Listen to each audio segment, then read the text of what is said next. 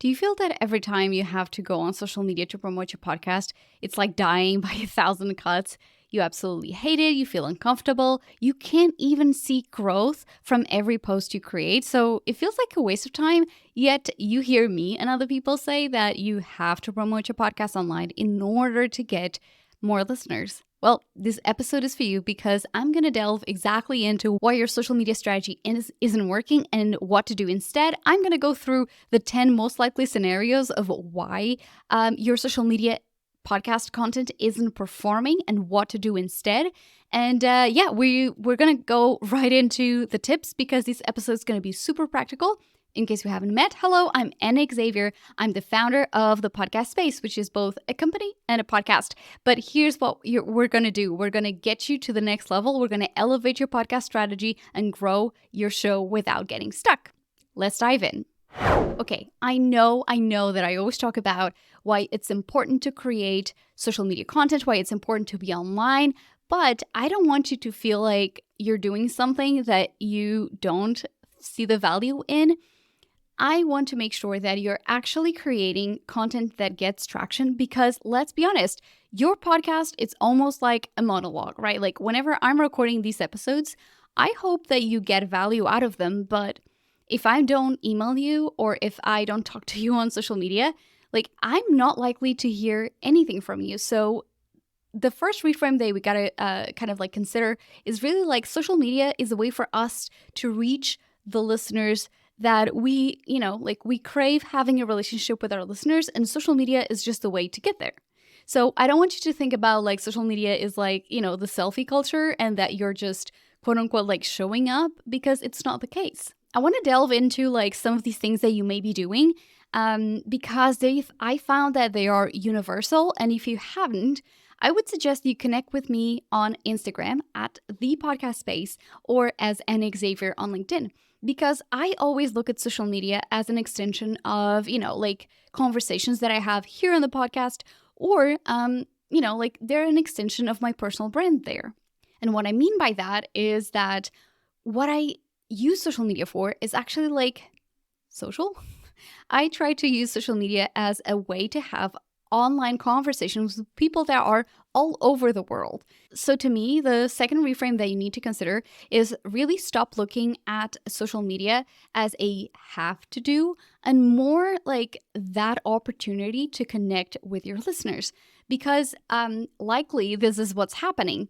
You are spending so much time, so much effort into editing the show, doing research, and honestly, sometimes focusing too much time on things that are not going to get you anywhere. Like, and what I mean by this is, obsessively removing filler words like and or mistakes. Like on this podcast, I cannot tell you the amount of times that I edit out certain sections of the episode, but I make sure that, a couple of like filler words here or there, they're not going to make you absolutely detest the show. That's, I know that that's not really relevant. So when I'm talking about being realistic with our expectations, it's like, well, we all have limited time. And so can we put that time into maybe creating social media resources that people actually want to see? Because normally the first problem that I see, the reason why you're not getting new listeners with the show is that you have no idea how to engage with this community.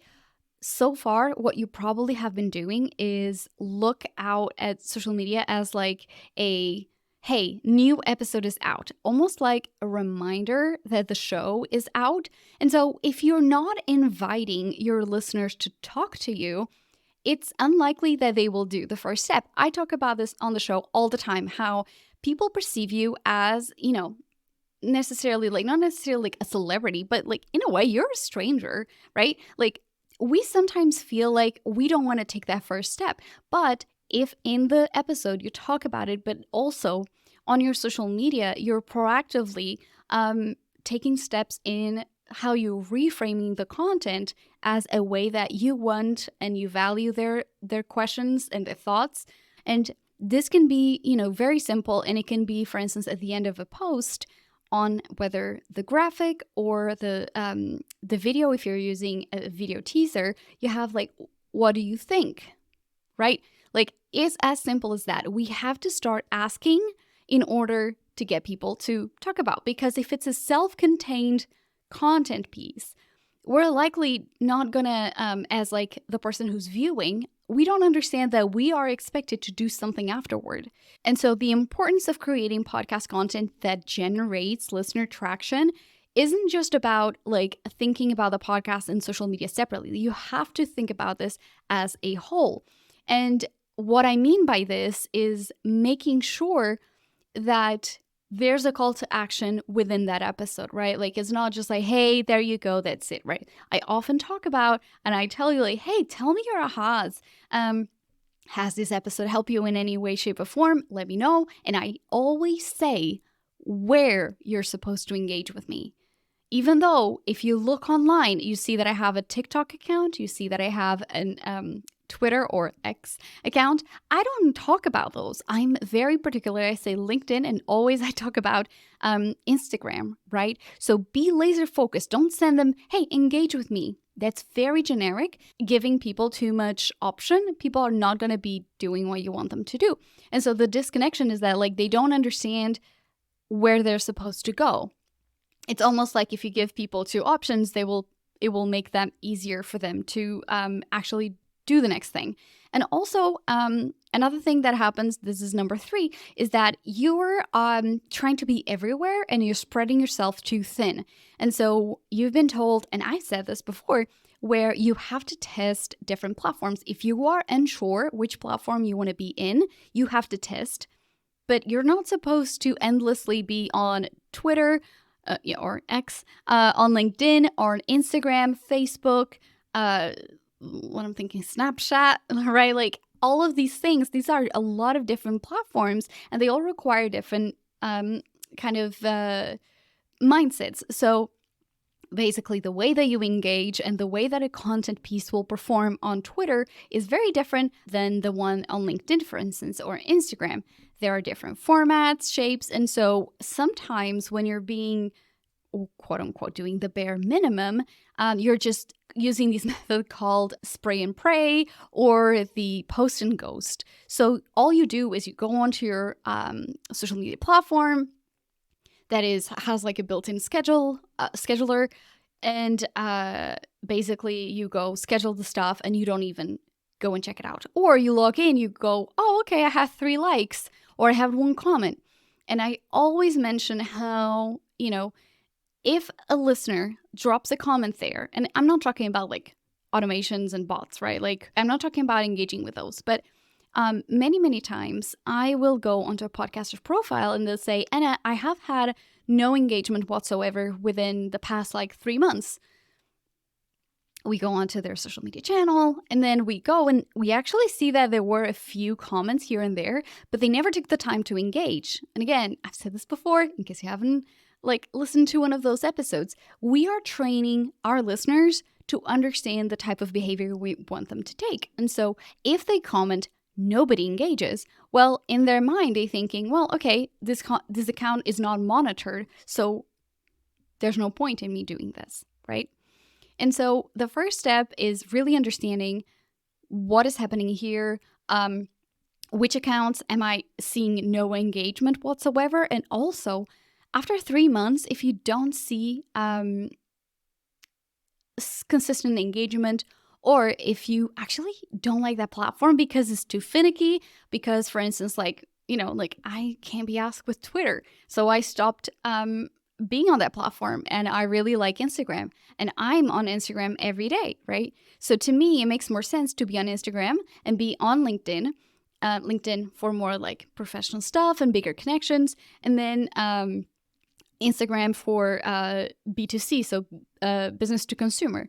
And so in my mind, I'm looking, okay, I'm a creative person. I really enjoy Instagram as a way to kind of express my creative self. If you've seen my posts, I really like design. So they're really fun. They're really bright. Everything about it kind of is exciting and it fits with what I do. So I picked platforms that, one, I already have engagement, sure, but that I see myself using long term. And so if you have been looking around and thinking like, I really couldn't care less about this platform, but quote unquote the gurus tell you that you should be there, well, if you're not seeing any traction and you don't enjoy it, you are not going to be sticking with it. So I give you permission to scrape that and stop just using that platform, right? So moving on to the next one. I feel like this is number 4, I believe. So your templates may not be right for the content that you're doing. So I look at this a lot of times, and this is really hard to explain.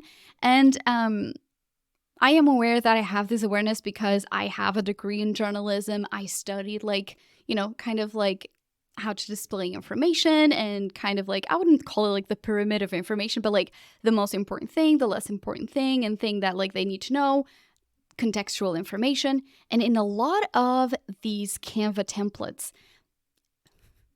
I'm being aware that like what I'm about to say could be a little incendiary. But what I'm saying is some of these templates, they're meant to look good. They're not meant, like, I don't think some of these templates are designed with the message in mind, because it's way harder to do that, right? So it's our goal as the person designing or altering that template to create a template that actually works for us. So for instance, I'm trying to think on my feet on this because I kind of put together these list, and I forgot that this example is really tricky to explain. And so, for instance, if you are asking questions, but the template looks like an announcement post, it's really hard for the listener as they are scrolling through to understand within, half a second, to understand what that is about and what they're expected to do. And in terms of templates, another great example is, for instance, like using landscape templates for something on Instagram. So landscape templates, which is like the rectangle horizontally, are great for LinkedIn, for instance, and Facebook. But the way that Instagram is, designed, you're normally looking at a portrait image, which is like vertical rectangle or a square. And so a lot of times people will not adapt the landscape design to a vertical design.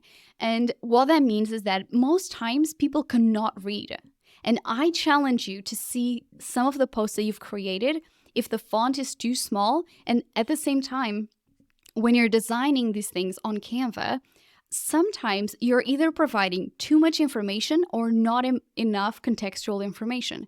And on the first example, when you're providing too much, like, can people within 2 seconds understand what this is about? Because sometimes you're so excited to fit everything on that post that what ends up happening is just information overload. It's really hard to gauge what is the title of these posts, like how that connects with the podcast, and also like to actually read it. And so on the second situation, when you're looking at you're lacking contextual information, is that clear example.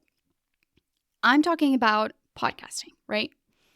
But every single post that I create has 2 types of audiences, my current audience and my potential audience or new audience, right? People who may be looking for something else and they accidentally find my account. And that has happened multiple times, whether someone suggested my account, it showed up on their feed.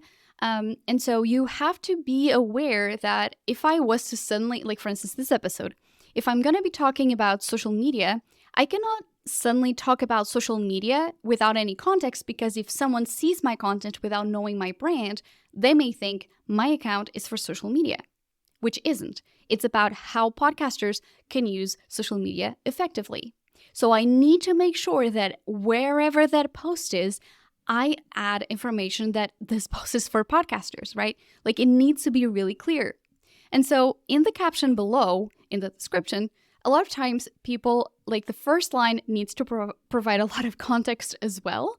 And so, like, I want to ask you, like, do you read that caption?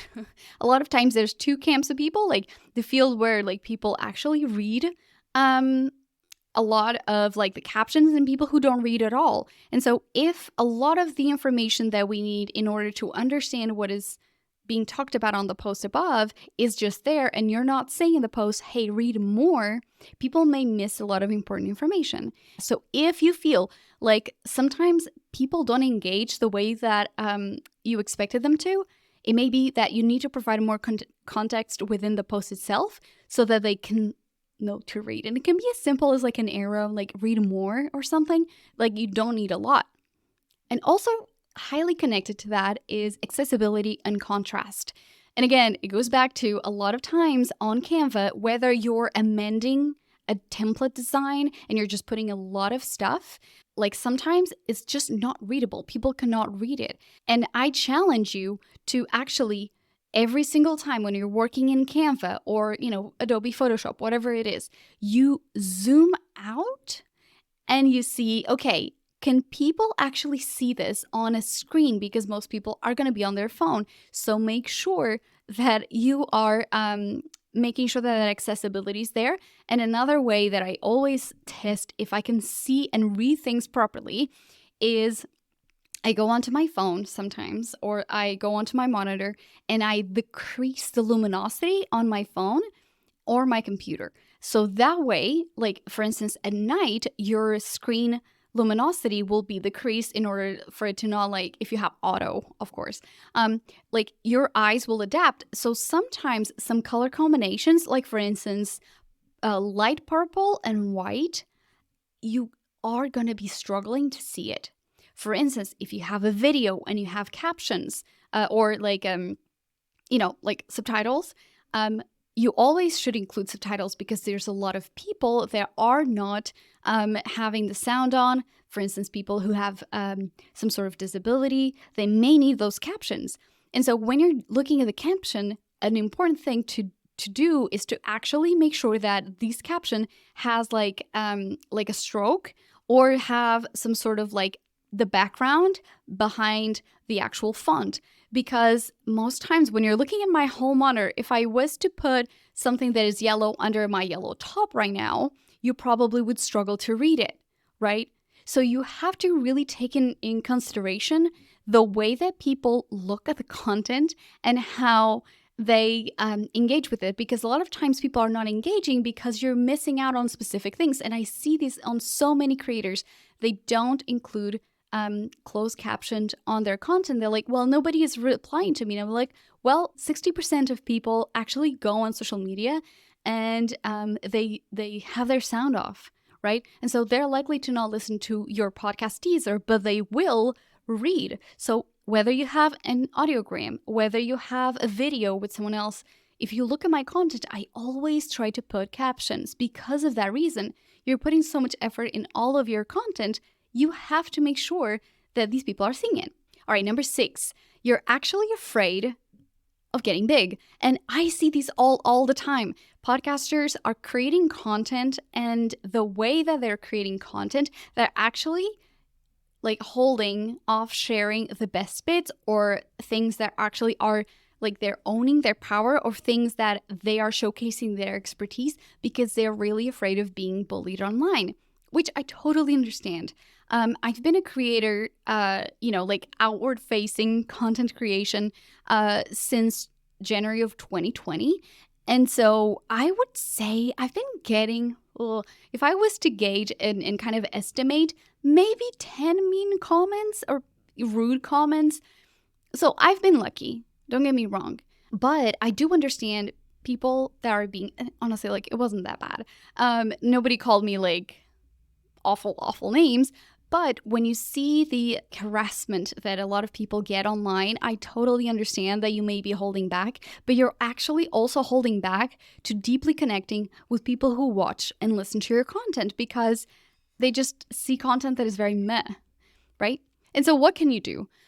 When we're looking at making an impact, there's pretty much like that invisible, and I talk about this a lot because we only see about 10% of the impact that we have. So an easy situation is to think about the amount of podcast episodes you've listened, about the amount of podcasts in general that you subscribe to, and the amount of times you actually reach out to the host, right? Like if you think about it, you really enjoy the content, you subscribe, you listen to every week, and you don't feel compelled until something specific happens that you connect deeply with in order to reach out to the host. And so that's the same thing. So the people who normally engage negatively with your content are people who, one, they're not creators themselves, so they don't really have a clout to say, because I don't know of any creator who actually just bash on anyone else. So I'm coming from a place of like, okay, yeah, sure, you can talk about it, but you don't have the confidence, you don't have the just the belief of showing up every week or how frequently it is online and to be vulnerable and to just show up in your expertise. Sure, there's like a lot of things that when you're thinking about, there are risks, yes. But again, you're missing out on so much more because you're just holding back and being so afraid. So in terms of negative reach, like again, in 3 years, I received like 10. Again, if this changes a lot, if you are from minorities. But again, instead of looking at like, oh my gosh, I'm afraid of being bullied, you can look at it like, I can actually lead the way and be the inspiration that I didn't have when I first started in the industry, or when I was looking at like people that were modeling what I believe in. Nobody was doing it. So I'm doing it for them, right? Like I put the ego aside, and I think that's like what's most important. And also like sometimes you don't want to be visible because you're afraid of like, quote unquote, sucking at something, right? Like you're afraid of looking less than professional. You're not owning your expertise. You're not showing up as an authority and in your own personality. So I invite you to do that and you will be able to see some change for sure. So basically, I just realized that I skip a few lines. And so basically, I think we're like already on like point 8 because I combined a lot of them, and I'll kind of go through them at the very end. But I think it's super important to understand that you're trying to create content and you don't even have the clarity of what you want for the podcast. And so you're constantly trying different brandings. And so what I mean by this is you may not have a lot of clarity if your podcast is going to be part of your brand or not, if you're using this as a passion project or if you're aligning it with your company. And so I hear a lot of people saying, well, I don't really have what's called branding guidelines and branding colors. And in marketing, this is what we call when you have like a product and you create something that is recognizable, right? Like you have the same fonts, you have a specific set of colors, you have a specific feel and look of the content. And so one of the reasons why people are not connecting with your content is because they cannot recognize your content, because you're always changing the fonts, the colors, the feel of the actual content. And so many people are doing a gazillion things at the same time, right? And so you want to be mindful that whenever they're scrolling, they recognize your branding and they stop. And this is something that I've been able to successfully do. And I will challenge you to look, and you'll probably say, yep, I recognize your branding. And the other day I was actually in a group call with a few other small business owners, and we accidentally actually we were talking about podcasting and we were looking on a feed and my content popped up and the person who was leading the call said, oh, actually, Anna, that's your branding, isn't it? And I was like, yes. And here's why: because she recognized my fonts, my colors, and the feel of my content, right? And so if people don't recognize that it's you, and you don't always have to use like your photo or your face, but you have to make sure like simple things that you can do is like, for instance, including like your handle, like for the podcast, include it there. Because if people are sharing that, or if people stumble upon it, they will be able to read that that's the name of your podcast. And they will be able to like stop and actually read or share it or whatever, actually take the action you want them to take. And so for me, like for instance, right now I'm wearing my own brand. I'm wearing a top that is yellow.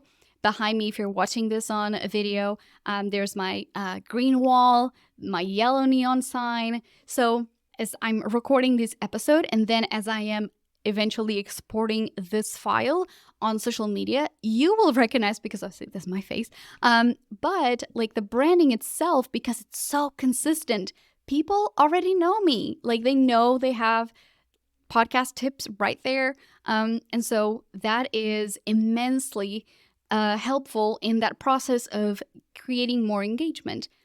Again, you don't have to create and spend a ton of time doing things, but I want to make sure that you understand that creating templates and sticking to them, it's probably one of the most time-effective things in order to promote your podcast online, right?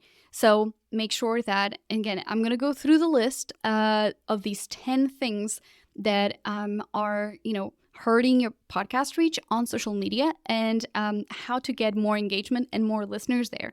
So the last one I already talked about, right? Like your branding isn't consistent. And then next is you're doing the bare minimum. So you're using those simple posts that people don't understand they're even supposed to engage.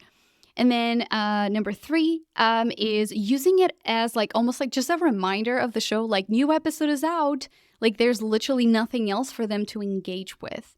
So you have to consider, what do I want them to know? And at the end, I'll give you 3 examples of things that you can do every single week in order to grow. So number 4 is you never reply. So people comment and you don't engage with those posts. If you don't engage, you can't expect them to talk back to you, right? Like, and to comment, because people get conditioned in their behavior. They learn how you do things. All right, number 5, your templates aren't right for the content itself. And so this is where I talked about try to understand if the type of posts that you're creating are actually aligned with the action you want them to take. So if you're wanting to ask them a question, but there's like a lot of text in that document, or maybe if that's just like a little lost, they may not understand what they're supposed to do.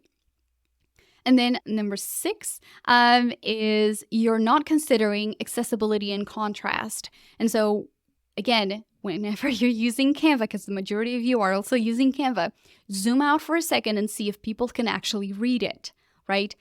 Is it does it have enough contrast when people are looking at things in low light that they can read what you're saying? And again, font size and all of that, also it's important. And then number 7, you're actually afraid of getting traction because you're afraid of the bullying. And so you're trying to keep it small. You're trying to not be visible. And the type of content that you're publishing isn't great. The type of podcast content is like not making waves. You're not really saying anything that can, be used, quote unquote, against you. So you're quite afraid of that. Number 8, you're trying to be everywhere. So you're just spending so much time scheduling all of your content, going to all the social media posts, and people don't even know where to talk to you, right? Like you say, hey, talk to me on social media. But again, if you're not telling them exactly where you are, it's going to be really hard for them to see like how you can actually talk to them, right? Number 9, your posts are missing context. And again, that it goes back to when you're talking about using context is like, do they need to know that this is a podcast? Do they need to know that they are supposed to get back to you because, you're not saying, is there additional information that they need to read in the caption underneath in the description? So make sure that there's a lot of context for them to understand what you're saying, especially if you're using clips. Are the clips self-sustained? Are you trying to create some sort of reaction? All right, number 10, you don't know who you're talking to. And that is impacting like how you talk to them, which social media you're talking to them. You don't know if you're using the podcast as a tool for professional development, or if you're using that just as like a passion project. And so you're struggling to like determine, you don't know who you're talking to. So you're not seeing any traction because you're constantly testing things. Okay. Going into those 3 types of posts that you can create right now every single week in order to see your podcast grow. Before I even get into that, just know that reconditioning your audience to engage with you on social media is going to take a little bit of time. So don't expect results immediately. But you want to make sure that, you're creating content that is a little bit more off the cuff, and it doesn't look like you just cut it and paste it. They want to see a human, right? So start with that. So 3 posts. You want to consider inspiring content is always, always great. Quotes that are shareable. Like people love quotes, people love things that make them feel good, and aspirational stuff is amazing as well. Number two, educational stuff, like 3 ways to, like how to, like those perform always super well, but always remember it has to be connected to the podcast, right? And then number three, you're actually entertaining them. So things like memes are super fun to do. If your brand isn't like really into memes, talk about things that are like super relatable, right? Like bloopers always perform super well. Don't overthink it as much. And whenever you're creating posts, think one thing per post. Don't try to fit like a gazillion stuff in the same type of post, because it's just going to confuse people. You're going to take forever to put everything in one post. So sometimes if one image isn't enough, break it down in multiple images, or maybe that needs to be a video, right? Like, so whenever you're creating content, think about like, what is the best medium that lends itself to explaining these concepts that I want to explain? So I unpacked a lot in this episode. I'm even trying to think like how long it took me. Oof, this episode is actually like a lot of really good tips. It went a little long, but I think that this episode is one of those that you can always go back to, because whenever you don't see an attraction, it's good to be reminded of why. Because especially with podcasting, it's such a long game that we go through phases of like we're not consistent and we don't show up in a consistent way. And so our audience sees that. And hey, like we don't like that flaky friend that is never like there when we need them. We never know when they're going to show up, right? Those are my tips for like understanding why like social media isn't bringing you any new listeners, or isn't helping you engage with your current listeners. So I know this was super helpful. Please, please, please share your ahas with me on Instagram. Share them on social media if this episode is one that you think a friend who's also a podcaster needs to hear it. Please send that over, and I cannot wait to talk more to you. Well, I've been Anne Xavier, and I'll find you on the next episode. Until then, keep creating content that's imperfect but moves you forward. All right, bye.